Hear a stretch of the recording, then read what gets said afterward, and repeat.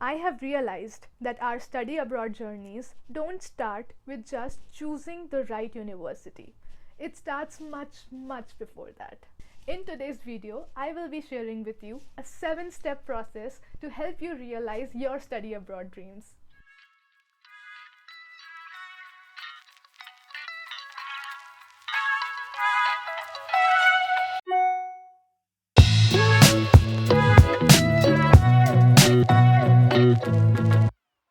I have spent the last year tirelessly documenting my process so that I can put it in this video and then hopefully help you guys identify and tackle the obstacles that I faced, and then you will receive your admits by next year. Fingers crossed. Without further ado, let's dive in. Reduce procrastination and start researching. Notice how it's not stop procrastination but reduce it, because that's what it takes. Back in 2021, one of my dear friends got his admit in a US university, and then in 2022, another friend of mine got her admit in Australia. I had all the resources to understand the process of going abroad, but I didn't reach out. I think it was majorly because of these reasons. I thought that the journey would overwhelm me. I made myself believe that a lack of clarity meant that I was not ready. I thought that I would push this process until I felt more capable. But that's the thing, guys. You need to allot time to gain clarity of your goals, and then only you will feel capable. So I postponed my journey till November 2022. Now, by this time, I had started introspecting a little bit. I journaled a lot. I researched about the different programs. I also went to many education fairs. It at least built my confidence to start acting on my dreams. I still didn't have crystal clear clarity on my goals, but this time it didn't stop me. I was highly unsure of which country to target and then which university to target. This is a genuine concern.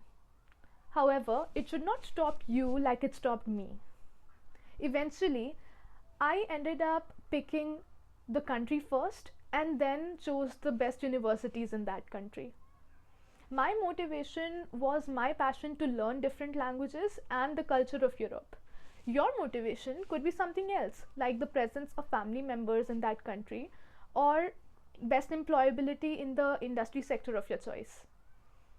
If you are stuck on this step, then please just take my advice, choose the country first and then the university, and start executing your plan. Another major reason why I procrastinated was because of the lack of awareness about the MIM program, or the Masters in Management program in India, to which I was inclined. And because of this societal pressure, initially even I had given in and rejected the program. Moreover, the MIM program accepts students who are fresh graduates as well. And here I was with 2.5 years of work experience trying to get into Masters in Management program. I questioned the appropriateness of the program for me. And this was the time when I started talking.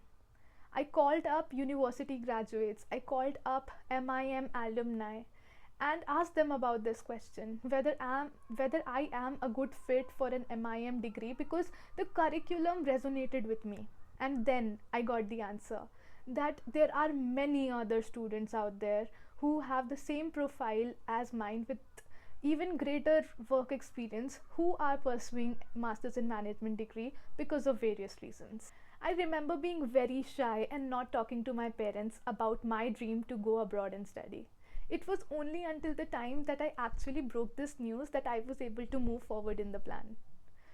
The need for approval is in the Indian blood, I guess. To my dismay, my parents did not take me seriously. They were reluctant to openly discuss the finances with me. When they saw me tirelessly working towards my dream, then they gave in. They started openly discussing the finances and started helping me in my study abroad journey. August to January are crucial months for your study abroad journey. My work was not letting me focus on my applications. I found myself working from 10 a.m. to 10 p.m., and then I was very tired at the end of the day.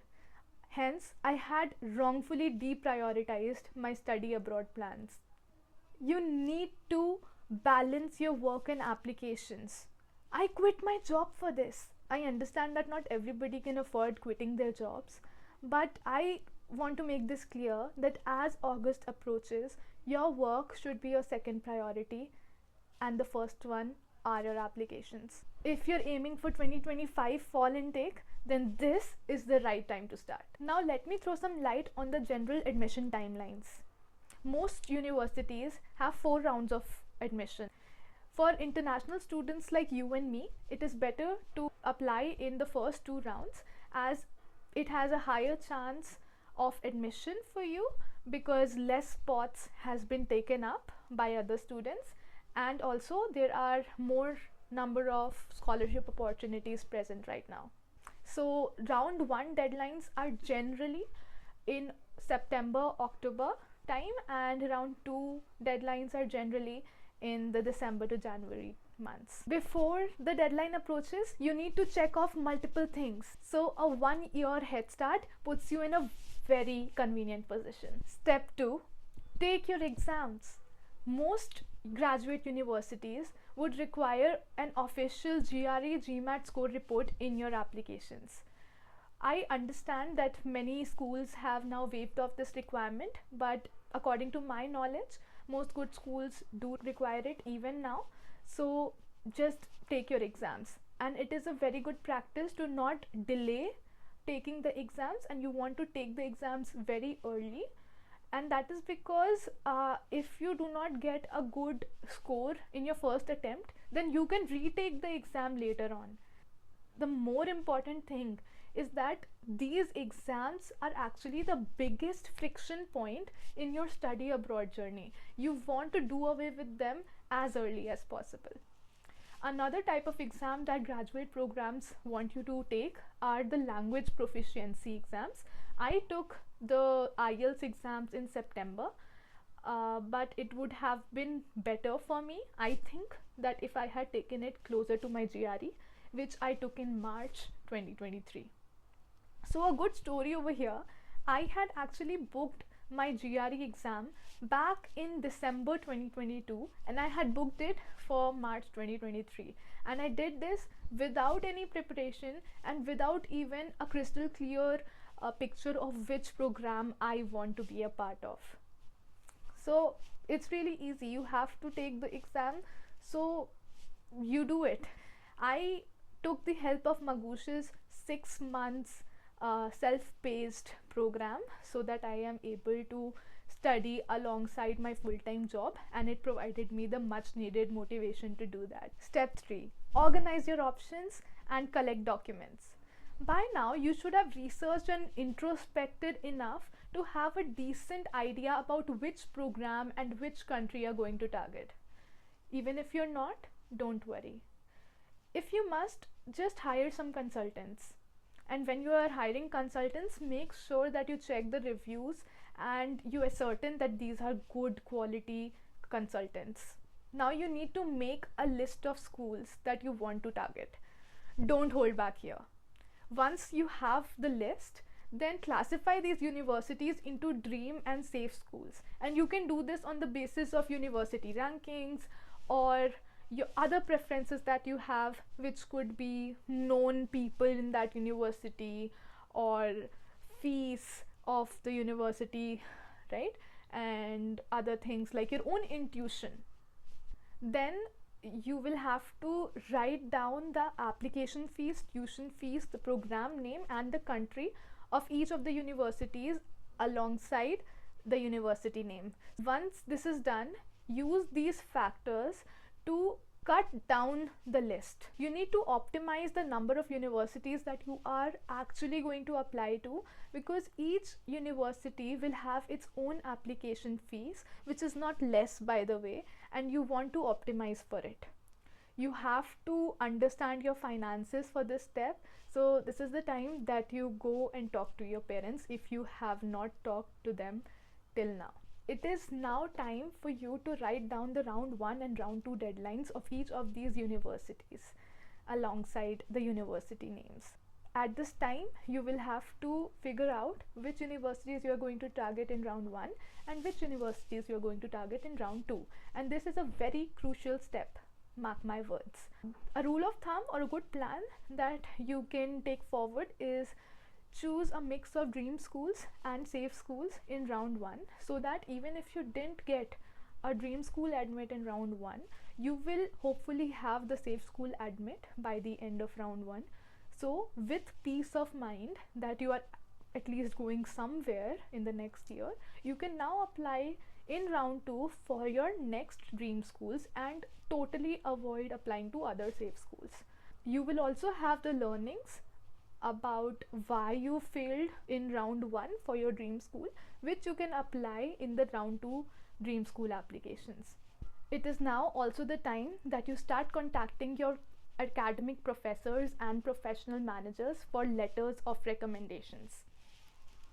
It will take them time to draft you a good one, so give them at least a month's notice from your deadline so that they are able to, write you one. It is a good practice to have one academic LOR and one professional one if you have a professional work experience, and if you don't, you could just have 2 academic LORs. Apart from the LOR, you will need your transcripts, your old degree, GRE or GMAT score reports official, IELTS score report official, your passport and your photograph. If you have hired consultants, then they should be helping you in all of these things. Yay, it's time for your first application. Now you go to the university that you're going to apply to first and make an account on the admissions page. Then you will fill up all the personal details and upload all the documents that you have collected so far.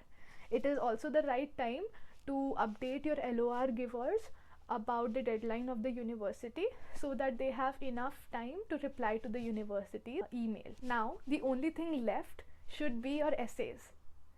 Some schools ask for one statement of purpose, while other schools ask multiple different questions, and you need to answer each of them individually. I will make another video for telling you how to strategically answer these questions, but here are some examples of the questions that you might encounter. Now you have to submit the application by paying an application fee. In Europe, for the MIM program, it ranged from 100 to 200 euros per university. This translates to around 10,000 to 20,000 INR for each university. You should check on the application fees beforehand so that you are not surprised in the end. Yay! You have finally submitted your application. Now you just have to wait for the next communication from the university. It usually takes up to 15 to 30 days, but it can vary from university to university. Wait.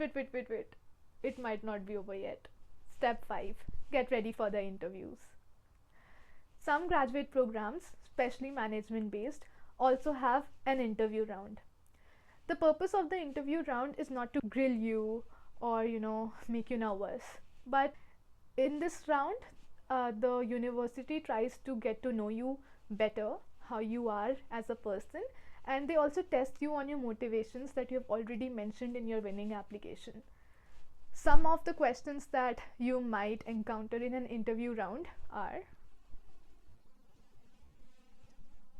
Step 6. Deposit payment and confirmation. First of all, congratulations on your first admit. I am so proud of you. The university will email you with the conditional offer of admission, and then you will have to make a deposit payment to finalize your spot in the program. For ESCP, the deposit payment was 5,000 euros for international students, which is around 5 lakh INR, and I was given 2 weeks to make this payment. Step 7 is pretty easy. You continue and redo the whole process for other universities until you get an admit that you are happy with. Remember though, once you have made a deposit payment for one university, It is a very big decision and a difficult one to leave that university and apply and to another universities. The application fee is not very less. Make sure that you effectively plan the universities that you are going to apply in round 1. So the 7 stages of your study abroad journey are: let me know in the comments on which stage you are at currently. I hope that with this knowledge you will be able to push through and make your study abroad dreams come true. Did you find this video informative? If yes, do like, subscribe and share this video with your friends and family members and help me reach the people who need to hear this today. Hope to see you soon.